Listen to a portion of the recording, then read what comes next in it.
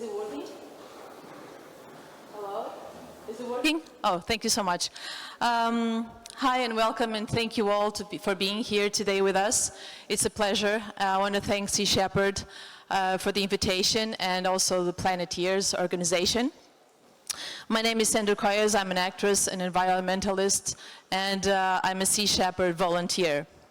Our oceans cover more than 70% of the surface of our planet.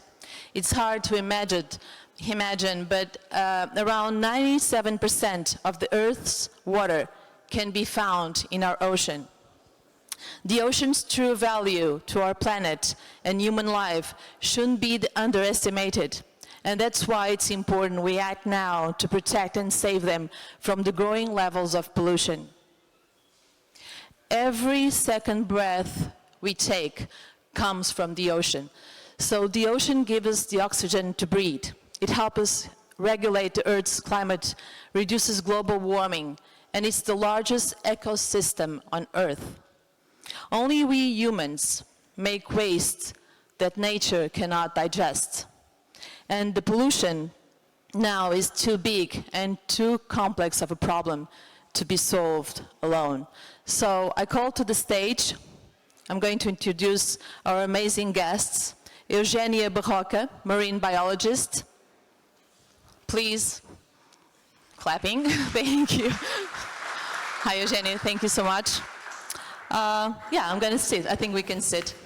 And I'm going to call Benjamin Wenke, founder and managing director at BRACENET. Thank you so much. Thank you. I hope I can say this name right.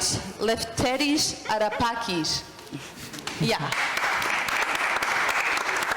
Co-founder and director at Enaleia. Did I say it right? Perfect. Oh, thank you. Kalimera? Yeah, it's the only Kalimera, Kalispera, Karinita, only the three things I can say in Greek. So I'm going to start with you, Eugenia, and I'm going to ask you to tell me a little bit about you, what you do. Okay.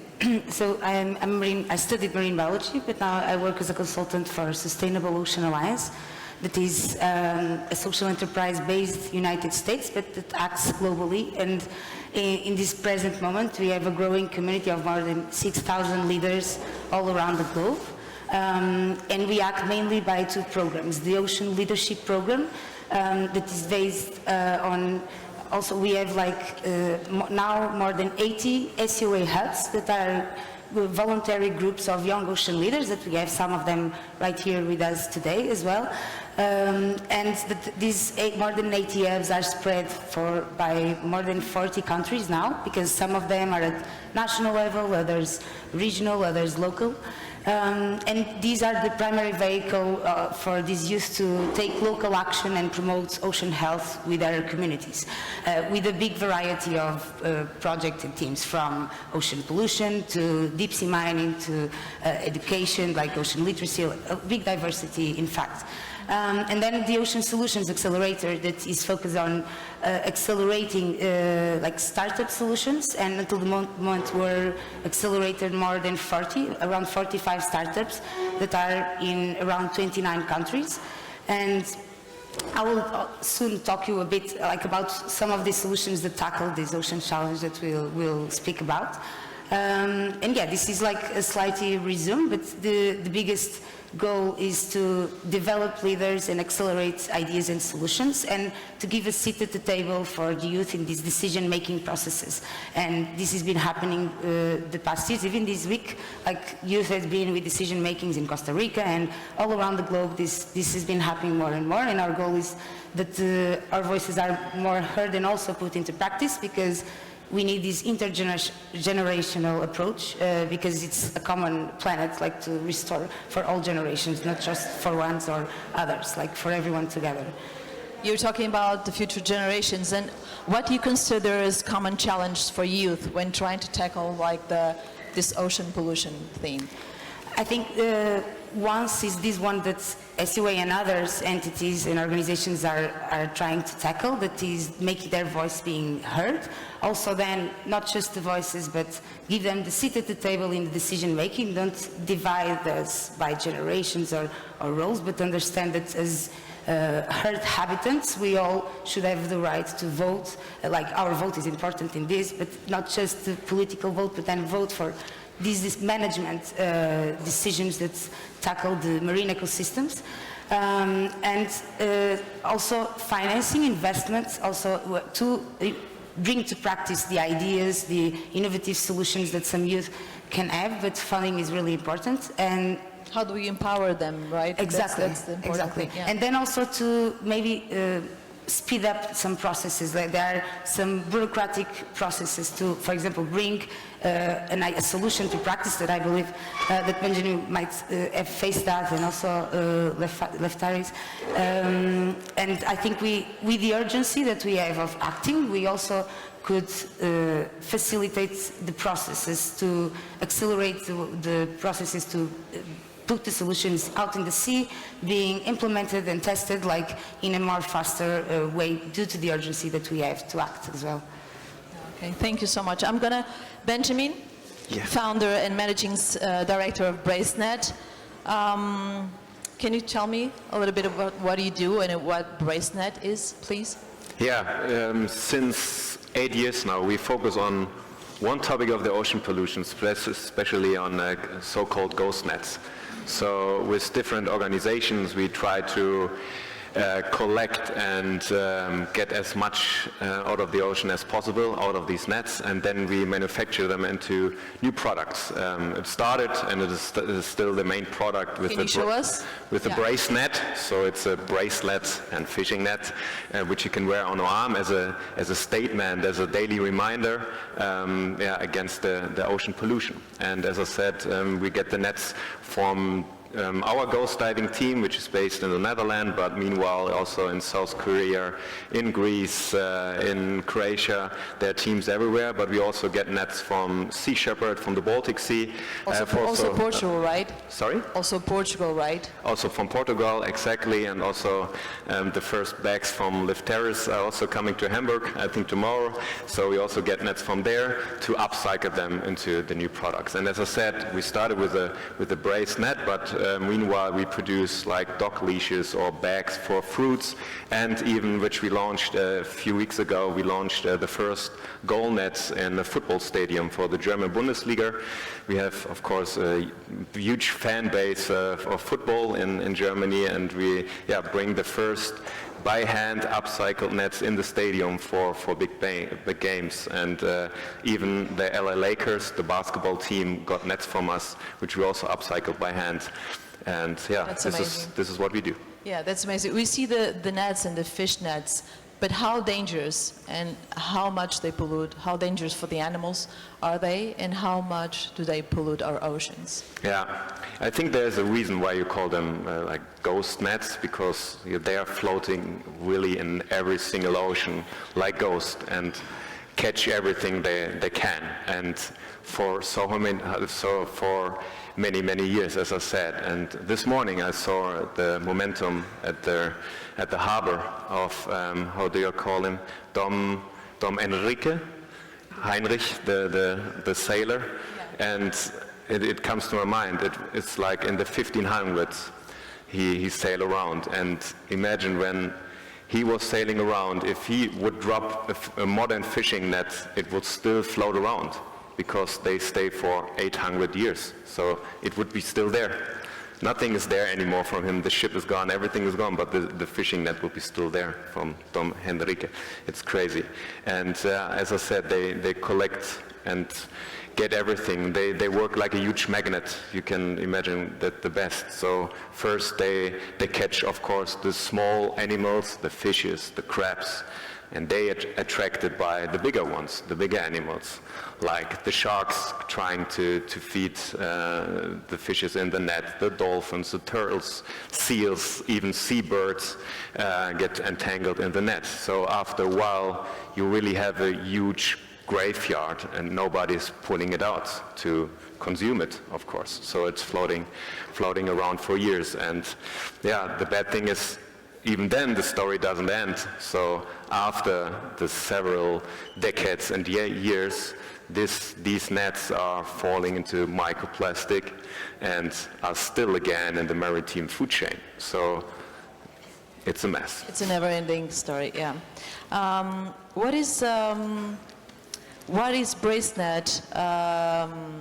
I mean, you guys are using the bracelets, the BRACENETs, to call the attention to tackle this pollution problem. But do you talk to younger people? Like, you go to schools? Do you have any actions with young people to explain them about the pollution in the ocean, about the ghost nets? Do you have those kinds of actions? Yeah. So we start even not only in schools, but also in the kindergarten.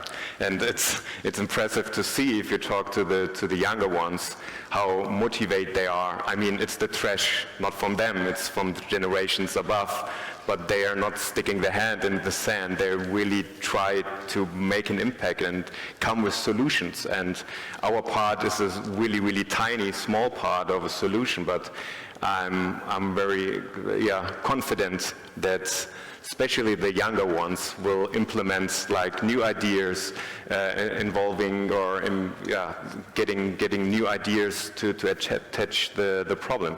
I mean, even Lefteris comes from a fishing family, and he finds a solution how to not to fight against it, but to work with them. And you find it every time we are in schools or in the kindergarten, that they come up with ideas, and that's why I'm still so positive, even when we see or not even see the trash out there, that we find solution. Yeah. What will happen if you don't stop this ocean pollution? I mean, to get one step back, I mean, we are talking so much about it also in the talks before. I think one big problem is that you really can't see it. It's all under the surface.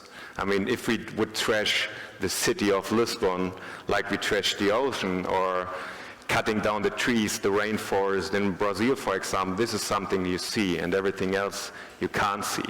And yeah, as you said in the beginning, I mean, without the ocean, there's no life. We all come from the ocean, so we really need it. And I think we have to see the ocean like a human being. If you have a bad immune system, if you are sick, if a virus is coming or something else, you will be hurt more. And our ocean, the immune system is already broken down. There's so many stuff going on. It's not only the ghost nets or the plastic, it's the sand mining, it's the oil mining, it's the noise pollution. So it's so sick, the immune system of our ocean is so sick, so we really have to take care like we would take care of a person we love. So yeah, this is what we have to do, taking care of on the ocean. Yeah, because so many times we talk about the ocean pollution, and it's not only plastic. I mean, have you ever seen, there's a website that you go and you see how many ships are on the seas right now, on our oceans. Have you ever seen?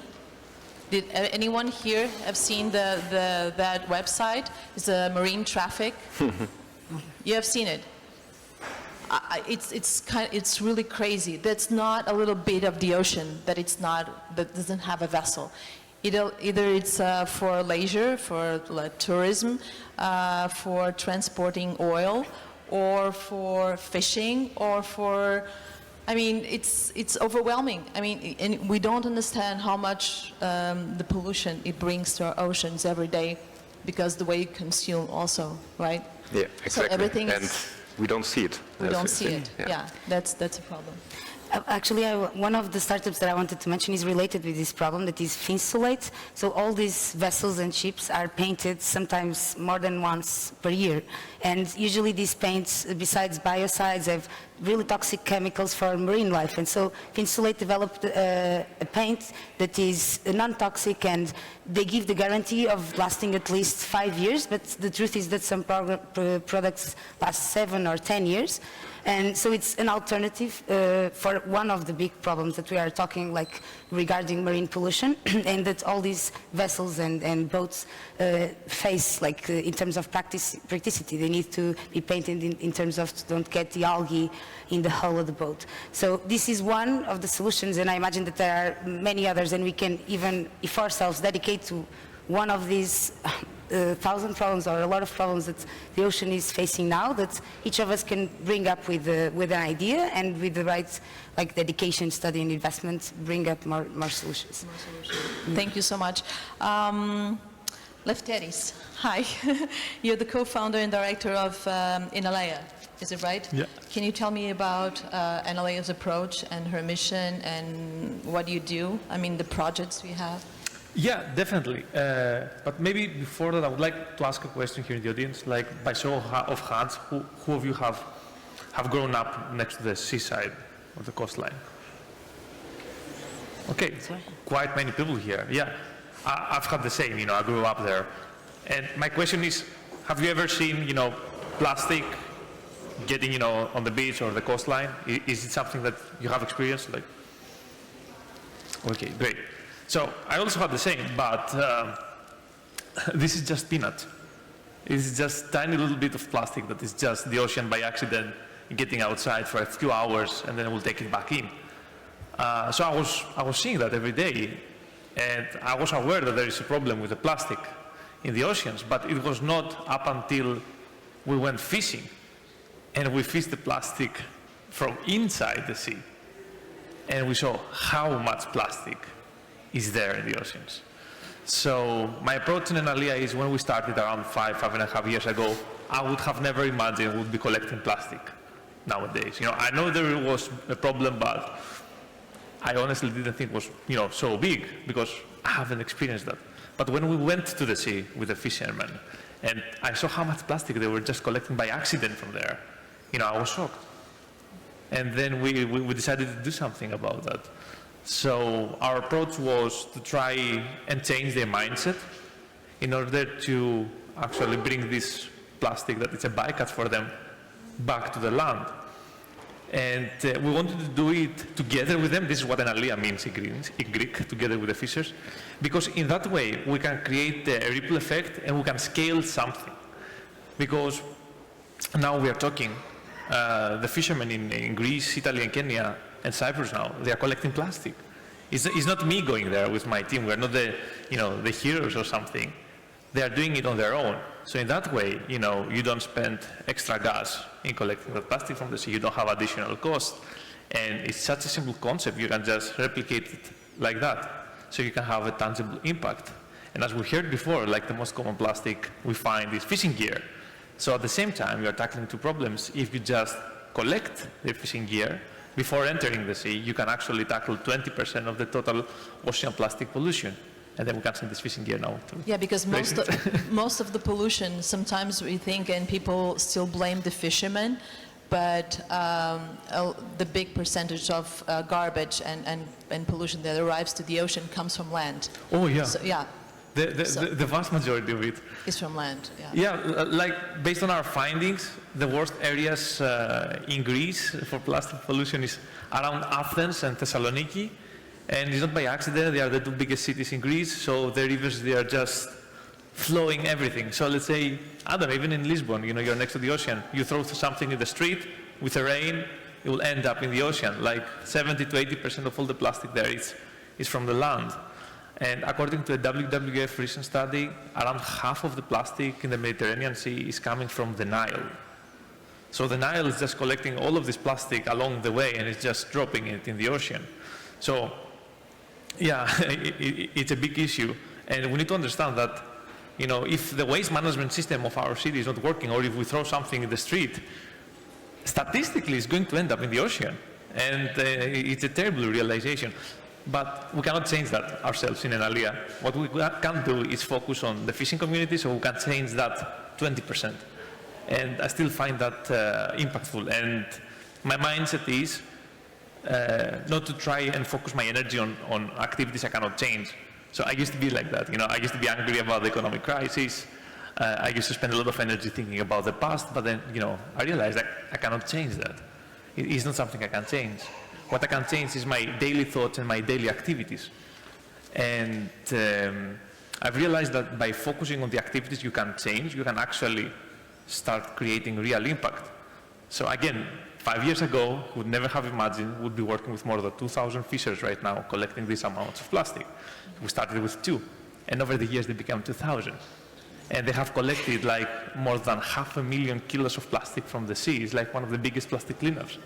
It's amazing, but do you think usually humans, when they depend on nature to survive, they pay more attention because that's where the incoming are coming from, right? So do you think it's because of that? Or do you think they really respect and understand the importance of the oceans in our lives? Yeah. What do you think? Is because they really care about the ocean, or because they learn how to love it? Because you told them how to, or what's happening, you tackle the problem, and you think it's because of that? They start like gathering all that garbage or plastic? You think it's because of that? Yeah, well, I haven't met a single fisher in, Greece, Italy, Cyprus, or Kwale, or Kenya, that they don't love the ocean. If they didn't love it, they wouldn't be doing that job. So they love the sea, they live from that, they are doing that for numerous generations. They really love it. The point is, they don't know many times how to protect it, while also maintaining, enough income for their families. I was a few days ago at Kwale, and I was discussing with the fishing community there, and someone told me, Lefteris, every year, the last 10 years, we find less and less fish in the ocean and more plastic, and we are worried what our future is going to be. We don't know any other profession. We just know how to get our boat and go to the ocean. We are afraid that we'll become like our neighbors in Somalia, and we'll have to turn to piracy to earn a living. So they were like, what are we going to do? And to be a little bit more provocative in that, based on the panel also about overfishing before, what would you rather do? Would you rather kill 100,000 sharks or 1 million sharks? Or would you rather kill your child from starvation? My point is, the overfishing, the fishing techniques are terrible. We need to fix the situation. But we need to understand a little bit the other side. We need to understand that perspective to find an alternative. We need to provide them with an alternative. And if we provide them with an alternative that is giving them enough income to maintain their lifestyle, they adapt it. This is what I've seen from my experience, and this is how it's working. How can we, as individuals, tackle this thing, the ocean pollution? What can we do? What advices can you give us, based on your experience, of course? Well, I don't know. The simple stuff is like stop using single-use plastic. Like in Greece, we love coffee. So the average Greek is using 1,000 single-use coffee. Portuguese too. Yeah. Who drinks coffee here? Yeah. I'm a coffee maniac myself. I'm not. I'm a tea person. So yeah, the average Greek is using 1,000 single-use plastic cups a year for coffee. So a simple thing is like, you use a reusable cup. Of course, plastic bags, we find them a lot in the sea actually. It's like more than 10% in Greece. So, reusable bags, so that are very simple activities. But the main thing is, we need to put it into perspective, okay? Individuals should lead by their example, but they are not the ones to fix the problem. We are to push the decision makers to fix the problem. Because I feel many times that decision makers are passing the blame to us, or are passing the blame even to young people, that young people, we are the ones that we should take action to change the environment. So that's so nice, because you put the responsibility from you to another generation, and that creates, I've met so many young people with stress, eco-stress. So anyway, yes, we need to lead by example, but we need to push the decision makers to actually make changes. Sea Shepherd is an excellent organization to do that. There are many other organizations that are pushing decision makers to change, actually, the status quo. We recently signed, I think Portugal is also included, a huge treaty at UNEA in Nairobi, which is a treaty that's going to end plastic pollution. So with that treaty, 175 countries are legally binded to stop single-use plastic production, collect plastic from the environment, and invest in circular economy. So this is how we are going to solve the plastic pollution problem, not by individuals, but individuals, we need to lead by our own examples in order to push our governments to follow. What do you think? This question is also for both of you. Eugenia, you want to? No, I totally agree with what Lefteris said. And also, for example, another example that is a mix, for example, is another solution for this is, for example, Planet Care is also about plastics, but the microplastics, that is a more invisible problem that we know that is also increasing. And recent articles already prove that we have microplastics in the human blood, in the breast milk, and more Human placenta. human placenta, so it's science will show more and more. And now Planet Care developed a filter for the washing machine to avoid that these microplastics gets to the sludge and then to the rivers, and from rivers to the oceans. But there are European countries that are already pushing legislation for the producers of washing machines to already produce the washing machine with these filters integrated. So, for example, this is a solution that some consumers can choose, but because it's not something yet accessible for everyone. Not aware and not accessible for everyone, so it also needs to increase.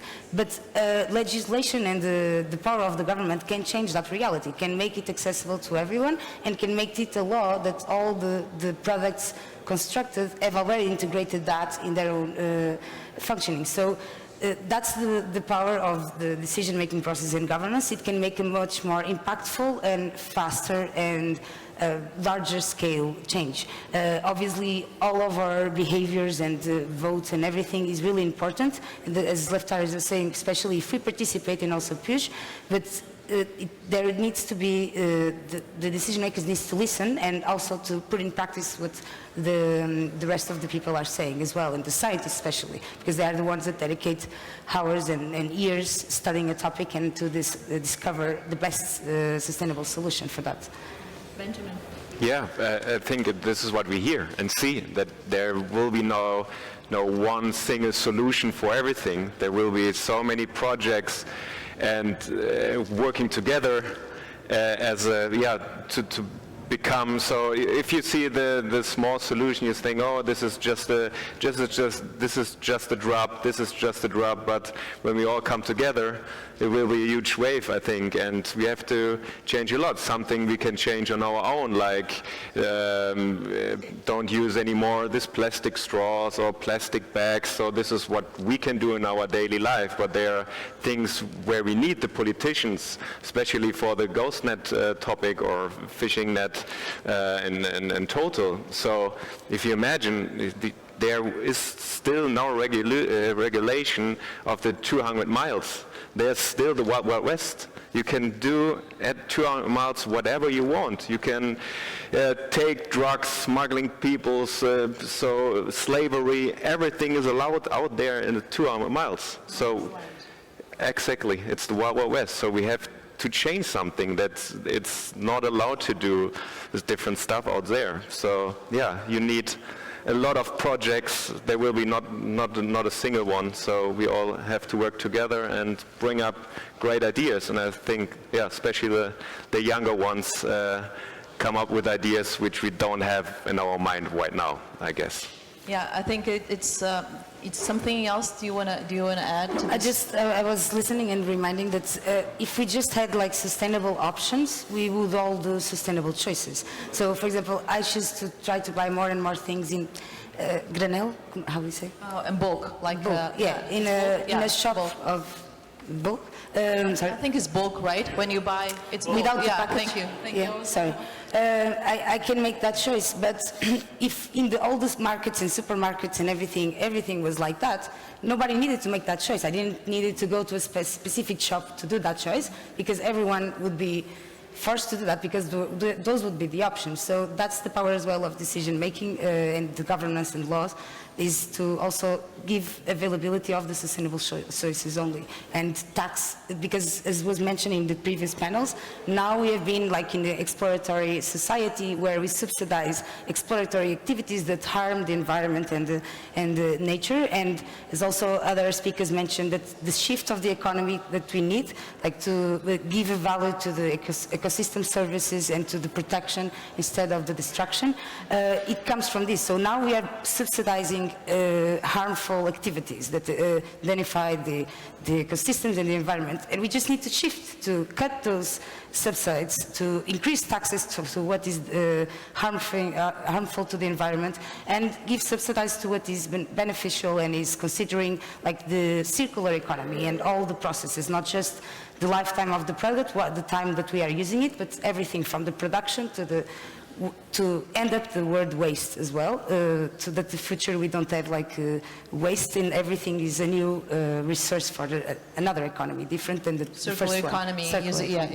Yeah. It's no waste. So everything has to be thought from the principle, right? From the beginning until the end. Okay, we're going to produce this, but how it's going to end, where it's going to end, and give it a purpose. Because nature doesn't make any waste. Only you women, only us.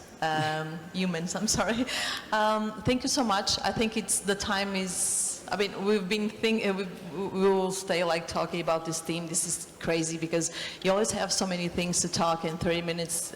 It's not enough or anything, but thank you so much for being here. And please think about our daily actions. I think that's the message, because everything we do it's going to have an impact in someone's life, either it's a person or an animal's life or the environment. So the message I would like to leave is, and you guys, just a little sentence, just be aware of what you do, be thoughtful about your actions, daily actions. So I think the first step is already done also from you guys. You're here, so Yeah.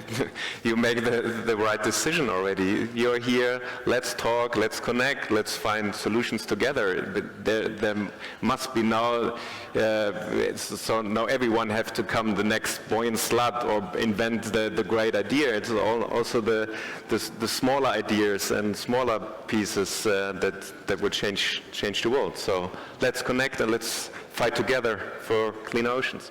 Yeah. Thank you so much. Thank you. Thank you.